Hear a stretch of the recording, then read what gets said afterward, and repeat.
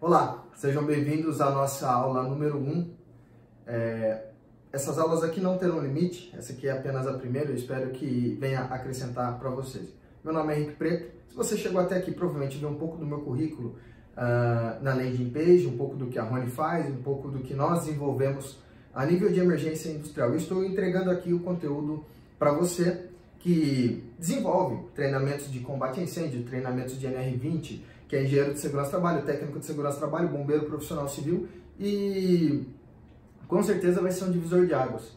Porque no tema específico de hoje, que é a química do fogo, entendendo o fogo como uma reação química e não como forma geométrica, nós vamos, eu e você, trabalhar todas essas considerações, né? Saindo daquela ideia primária, daquela ideia muito básica, de entender que fogo é um triângulo, que fogo é um tetraedro, que a professora do primário explicava dessa forma.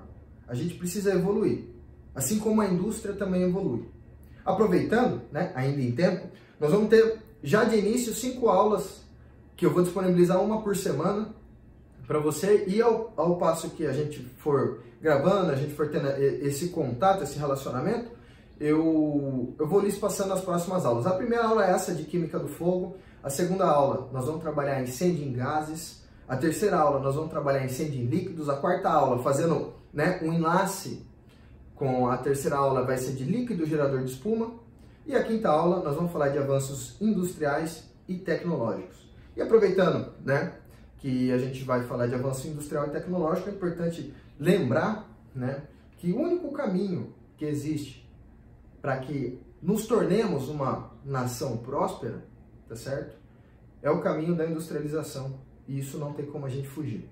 Talvez seja o único ou o primeiro curso onde vocês vão entender um enlace, né, de talvez escola austríaca, da ideia econômica aplicada à indústria. Até porque é o seguinte, se a gente não tiver indústria, eu perco meus contratos, você perde seu emprego, seus contratos, ou seja, quanto mais o Brasil industrializar, quanto mais tudo se desenvolver, mais a gente consegue trabalhar. Menos pobreza isso gera. Então, já vamos iniciar aqui. Uma mentalidade de assistencialismo não funciona muito, nenhuma nação rica funciona com essa mentalidade. Nações ricas, elas funcionam com a mentalidade de industrialização, o que é ótimo pra gente, mas traz alguns problemas, tá certo? Como, por exemplo, as próprias emergências. Nós verificamos no histórico da indústria, desde lá do início da Revolução Industrial, né, até Flicksburg, não existia essa ideia de preocupação com emergências.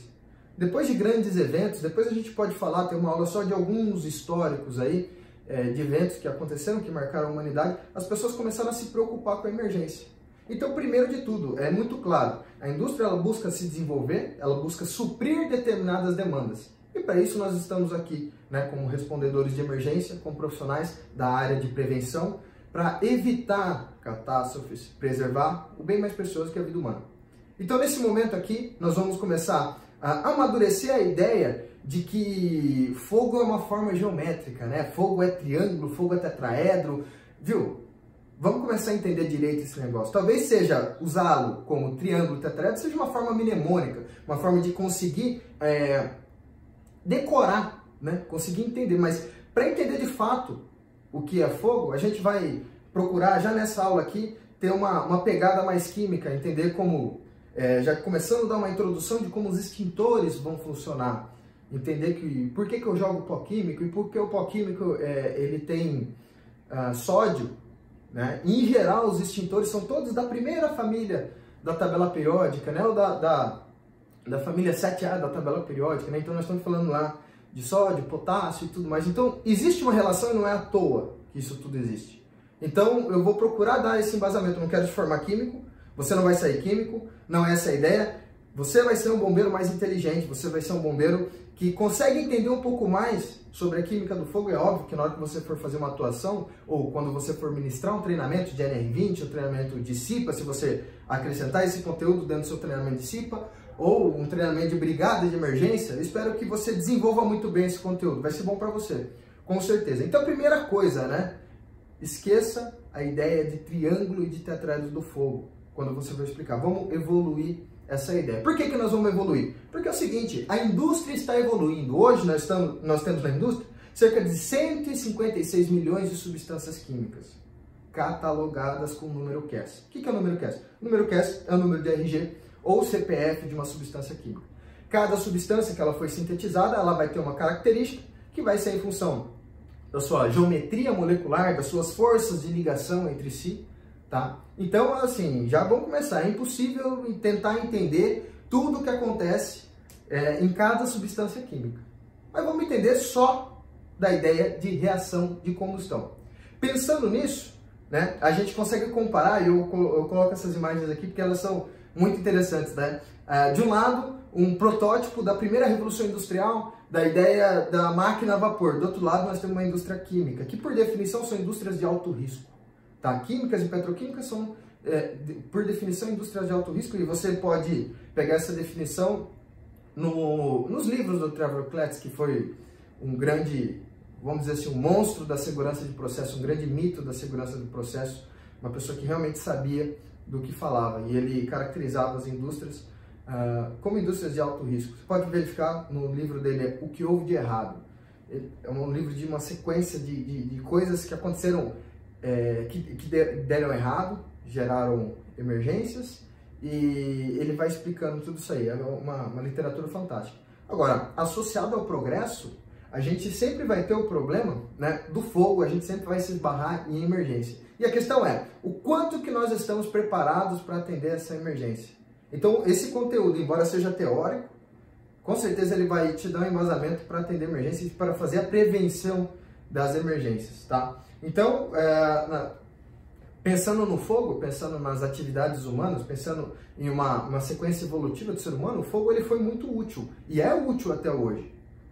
Lá atrás, quando o homem conseguiu dominar o fogo é mais antigo do que o homem, óbvio, se a gente pegar até numa condição evolucionista, né? Antes que houvesse o homem aqui na Terra já tinha fogo. O fogo é um fenômeno que acontece, uma reação química que acontece desde sempre, assim como diversas outras reações. Reação química da fotossíntese e assim, basicamente tudo que acontece no mundo é uma reação química, tá? E nós vamos focar em específico na reação química de combustão, na reação que faz o fogo, perfeito? Aí, qual que é a ideia de maneira geral? De maneira geral, as pessoas falam assim, bom, fogo é quando a gente junta oxigênio, né, que é um agente oxidante, a gente junta combustível e calor, né? Aí a gente tem o fogo. Mentira, eu não estou pegando fogo. Você não está pegando fogo.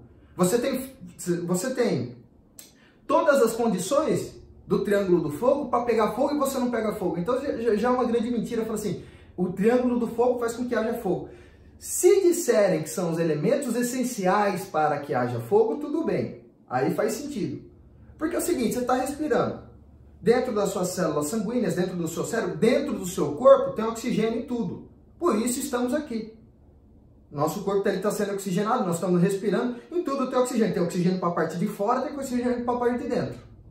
Agora, combustível. Então, mas você não é combustível. Não, eu sou. Eu tenho gordura, você tem gordura, todo mundo tem gordura. O cabelo pega fogo, roupa pega fogo, tudo pega fogo.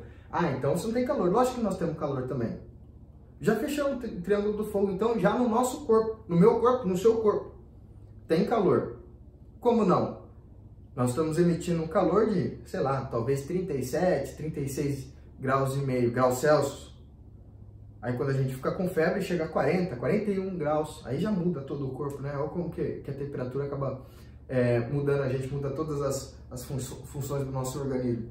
Mas assim, se a gente pensar no triângulo do fogo, essa explicação ela não tem consistência. Parece algo realmente muito abstrato, é realmente algo para você explicar para o rapazinho da quarta série, para o seu filho, para uma criança, para ela entender que existem elementos essenciais. Para nós que já trabalhamos na indústria, para nós que somos respondedores de emergência, para nós que já somos adultos e conseguimos entender muito mais do mundo, já não funciona a ideia de triângulo do fogo, é óbvio. Isso já explica o porquê que nós não estamos pegando fogo. Você deve ter uma lâmpada do data show, as lâmpadas aqui do quarto e tudo mais, não estão pegando fogo, as coisas estão acontecendo normalmente. Ah, mas então é o seguinte, evoluiu-se então a explicação e criou-se outra forma geométrica, que também não vale muita coisa, é o tetráedro do fogo.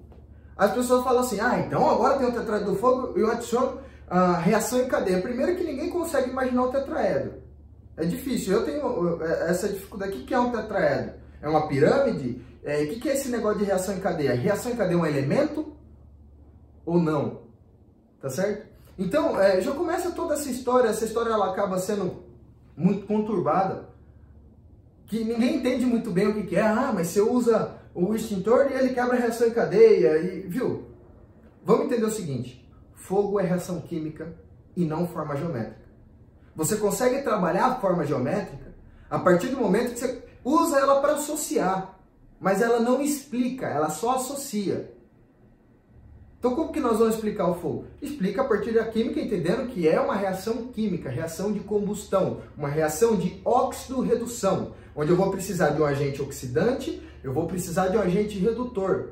Aqui já fica a dica para vocês da próxima aula, de uma aula futura, quando a gente vai falar de limites de explosividade. O que é óxido-redução? O que é um limite de explosividade? Para que uma reação química aconteça, eu tenho alguns pré-requisitos, algumas maneiras de facilitar uma reação química, outras maneiras que dificultam uma reação química e outras que cancelam uma reação química. Tá certo? Nesse momento nós vamos fazer o quê? Vamos trabalhar o fogo como reação química. Esquece forma geométrica, esquece triângulo do fogo, esquece tetraedro do fogo. Se você quiser usar para explicar, para alguém entender, tudo bem, mas eu espero que você, que é bombeiro, técnico de segurança do trabalho, engenheiro de segurança do trabalho, ou alguém que trabalhe na área, até mesmo um cipeiro, seja quem for, entenda a ideia por trás disso tudo, que vai ficar mais fácil na hora de trabalhar, na hora de entregar, seja em um treinamento, seja na resposta à emergência. Então o que nós temos, né? Primeiro de tudo, né? Vamos trabalhar isso aí como reação química. Quimicamente falando, o que nós temos? Bom, aqui nós temos um gráfico de uma reação química exotérmica ou exotérmica, né? Vai que alguém vai me corrigir aí, né? Eu falo exotérmica, não tem problema. O que é essa reação química? Bom, é simples. Vai existir um potencial de energia. Então, tudo no universo, ele tende a estar no ponto mais baixo de energia. Eu vou explicar. O que acontece, então, para que uma reação química aconteça? Ela vai ter que sair de reagente, vai para produto.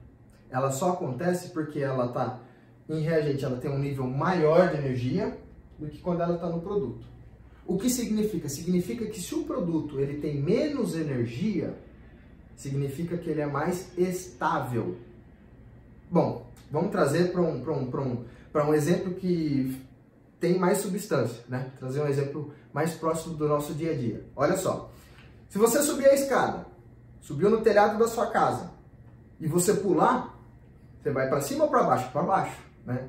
Então, quando você está subindo o telhado da sua casa, você está acumulando energia. Essa energia que você está acumulando é chamada de energia potencial.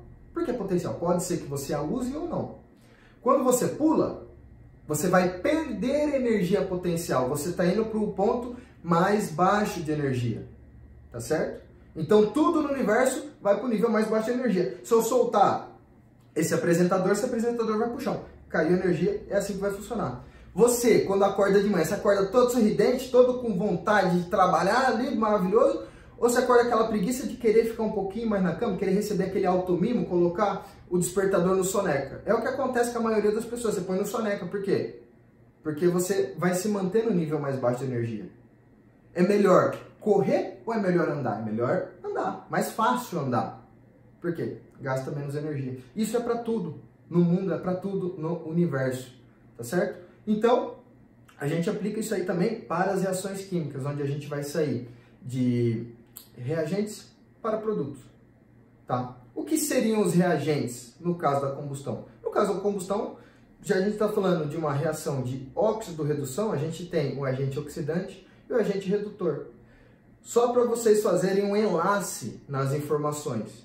Agente oxidante e redutor, o que seria se a gente fosse tirar lá do triângulo do fogo, né?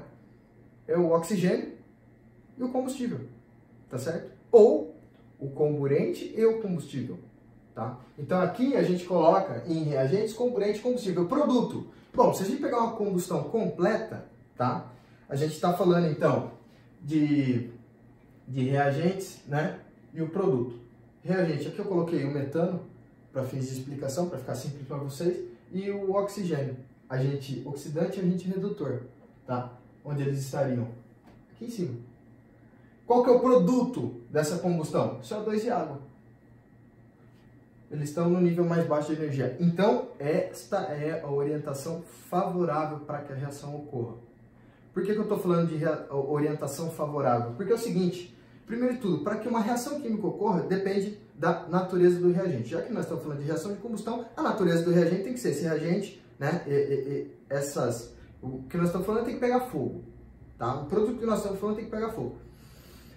Se a gente for levar muito a fundo, tudo no universo pega fogo, só que vai depender da quantidade de energia que você vai colocar nisso. Humanamente falando, algumas coisas pegam fogo de maneira muito mais fácil. Tacar fogo em pedra tem que pôr muita energia. Humanamente falando, não faz sentido você tacar fogo em pedra. Talvez em outro planeta, você tenha muito mais energia, muito mais calor, algo como a pedra vai pegar fogo, ela já esteja até em estado de vapor. Aqui ela é sólida, certo? Agora vamos pensar o seguinte, natureza do reagente. A gente pode pensar em sólido, líquido ou gasoso, que ambos têm a característica de inflamabilidade. Alguns pegam fogo com mais facilidade, outros menos. Lembrando, tudo que pega fogo, ele só pega fogo na fase gasosa. O sólido em si não pega fogo. O sólido ele precisa aquecer, entrar no estado que é chamado de pirólise, liberar vapores e gases, radicais livres, para depois começar a pegar fogo. O líquido é exatamente a mesma coisa. Por isso existem, né, diferenças até mesmo dentro da norma. Você pegar NR20, a diferença de combustível inflamável, qual é a diferença? O ponto de fulgor, tá certo? O que isso aí significa? Significa o seguinte, que quanto mais ele evapora, quanto mais fácil ocorre a evaporação, e o que é evaporação? O desprendimento entre uma molécula e outra. Quanto mais fraca é a ligação química entre uma molécula e outra, mais fácil ela evapora. Quanto mais forte uma ligação química, mais difícil é para ela evaporar. Aí a gente começa a entender então a diferença de combustíveis inflamáveis. Quanto mais fácil evapora, mais fácil ele pega fogo. Menor a energia que eu preciso para que comece a ignição. Então, primeiro de tudo, é a natureza do reagente. Aqui a gente já consegue desvendar um mito, né? Usando essa explicação. Como, por exemplo, eu consigo acender a gasolina, né? Que aparece nos filmes de Hollywood, acender a gasolina com um cigarro. É muito improvável. O cigarro ele não fornece energia de ativação suficiente para que a gasolina ela venha se inflamar. Você tem vapor de gasolina, você tem vapor de gasolina misturado no ar, porque a gasolina é muito volátil, na temperatura ambiente ela já está sendo volatilizada, tá certo? E se você colocar o cigarro ali, ele não vai fornecer energia suficiente. Onde está essa energia? A energia é exatamente esse delta aqui, essa lombada, onde a gente precisa vencer a lombada, chegar num ponto mais alto de energia, depois ele começa a decair para os produtos, tá certo? Faça um exercício aí simples, tá? Para quem é fumante vai ficar mais fácil ainda, tá? Quem é fumante, acende o cigarro, então não tem nenhum isqueiro aqui. Quem é fumante, acende o cigarro, tá? Deixa o cigarro aceso, depois você pega só o gás do isqueiro e tente acender o gás do isqueiro. Você não vai conseguir. Ora, então vamos usar uma comparação aqui. A gasolina ela está em fase líquida, na condição normal, temperatura e pressão. O butano, que é o gás do isqueiro, butano, propano, vamos considerar o butano aqui. O butano, que é o gás do isqueiro, ele já está na fase gasosa. Ou seja, quando a gente pega os níveis de temperatura crítica, o butano já está em fase gasosa. Eu falei para você que o que queima é a fase gás. Ou seja, as interações entre a gasolina, tem muito mais carbono do que o butano, elas são mais fortes. Por isso ela é fase líquida, na condição normal de temperatura e pressão. E o butano, fase gasosa. Se a ligação entre a gasolina é mais forte, eu preciso de mais energia para fazer essas ligações desunir, né? Para que essas ligações elas deixem de estar ligadas, vamos dizer assim, e a partir disso começar o processo de combustão. Então eu preciso de uma quantidade de energia naturalmente maior do que o butano. Então aí você pode até pegar a FISP, pega lá o ponto de alta ignição do butano da gasolina, você vai ver que o butano ele tem um ponto de alta ignição, uma temperatura mais baixa do que a gasolina para pegar fogo. Então, por comparação, você vai entender que é quase impossível você tacar fogo na gasolina com o cigarro, porque o cigarro ele não tem a energia de ativação suficiente para que pegue fogo. Aí outro dia me questionaram, tá bom, mas se o cigarro não tem, Por que a estática tem? A estática tem essa energia de ativação suficiente. A questão é que a estática ela demora uma fração de segundos para acontecer. Tá certo? Mas ela fornece energia de ativação suficiente. E depois começa a reação em cadeia. Tá certo?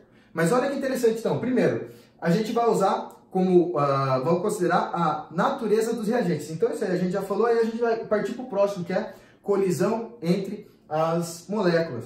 Bom, quem é mais antigo, eu acho que a molecada de hoje em dia já não faz mais isso, né? Tacava fogo no bombril, né? E o bombril pega fogo. Agora, se a gente pegar uma barra de aço, tá? Não tem aqui também nenhuma próxima. Você pega uma barra de aço, tenta tacar fogo na barra de aço. Pode ficar com o isqueiro lá 3 dias. Você não vai conseguir tacar fogo na barra de aço. Mas no bombril você consegue. A composição química é a mesma, né? O bombril, estou fazendo propaganda aqui, né? Mas não é esponja de aço? Qual que é a diferença? A diferença é que ela está finamente dividida. Quando ela está finamente dividida, ela aumenta a superfície de contato com o ar. O que é superfície de contato? Superfície de contato, basicamente, aumenta a colisão efetiva entre o comburente e o combustível. Olha que interessante, então. Depois que a gente taca fogo na esponja de aço, não pode falar bombril, né? Taca fogo na esponja de aço e começa a girar, ou quando você era mais novo, você colocava no aro da bicicleta, amarrava aquilo lá, tacava fogo e saía andando de bicicleta, o que acontecia? O fogo, ele fomentava, né? Ficava mais bonito, você ficava girando aquele negócio, caía no cabelo, mas era uma delícia, né? Você estava brincando de química do fogo e nem sabia.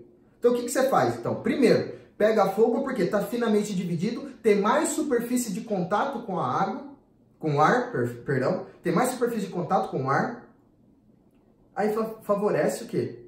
A reação química acontecer. E quando você gira e vai tendo mais colisão, né, você assopra e começa a ter mais colisão de oxigênio com aquela esponja, facilita mais ainda, fomenta mais ainda, por isso que o fogo ele fica mais vivo.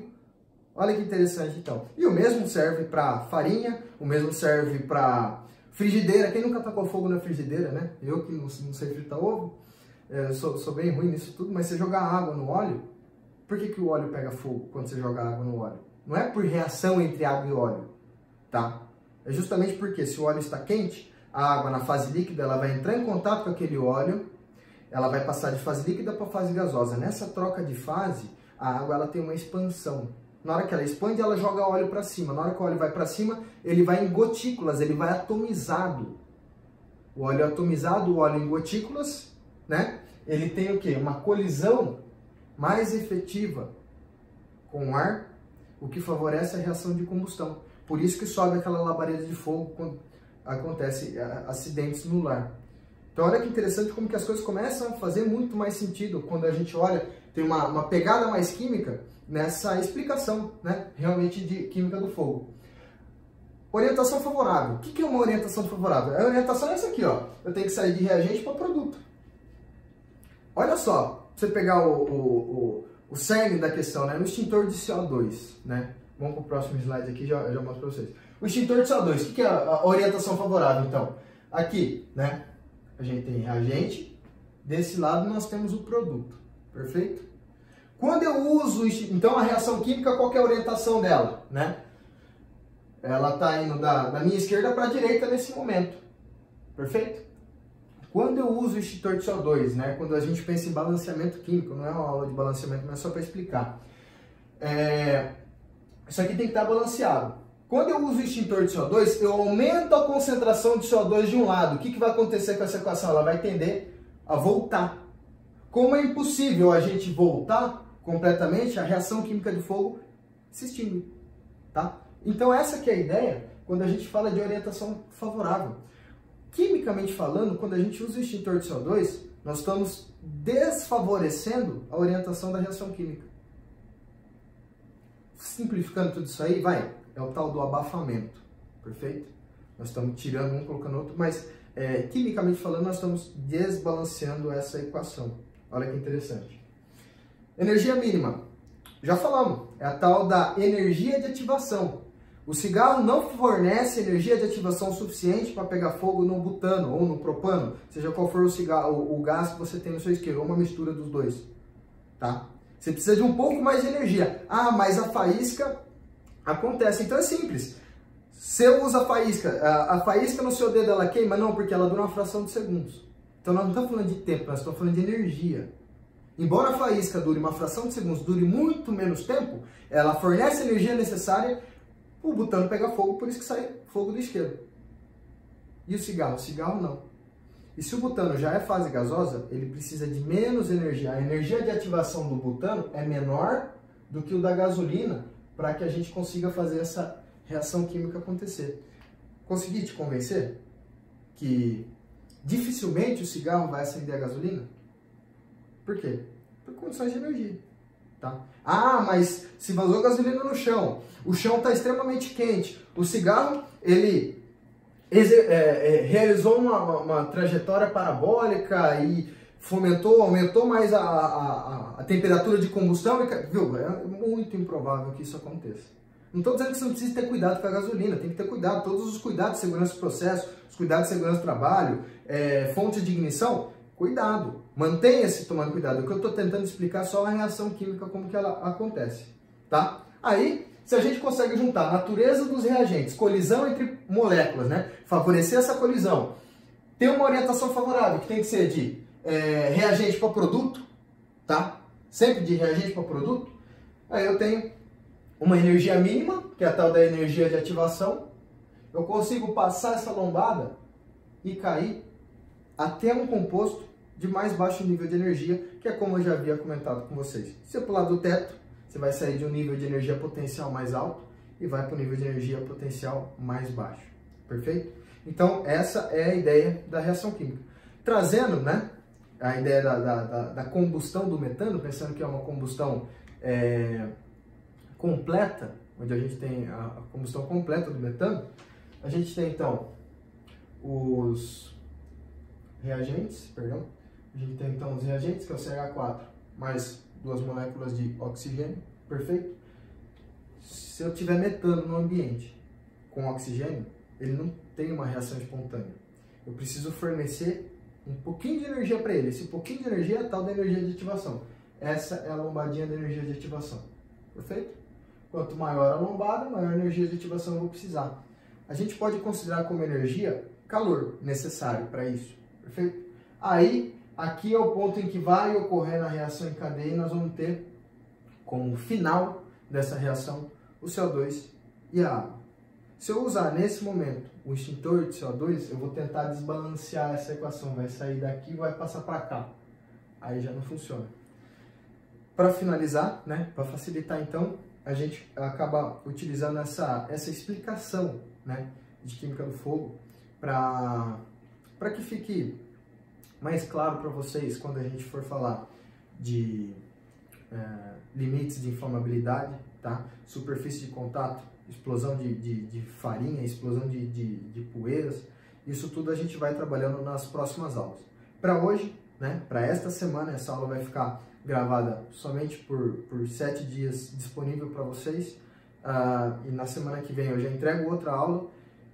É isso. Eu gostaria então de só mostrar que fogo é uma reação química e para a gente fugir daquela ideia, né, fugir daquela explicação de que fogo é um triângulo, fogo é um tetraedro, tá? A gente precisa evoluir, a indústria está evoluindo, as necessidades estão evoluindo e a gente como profissional tem que procurar evoluir também, tá?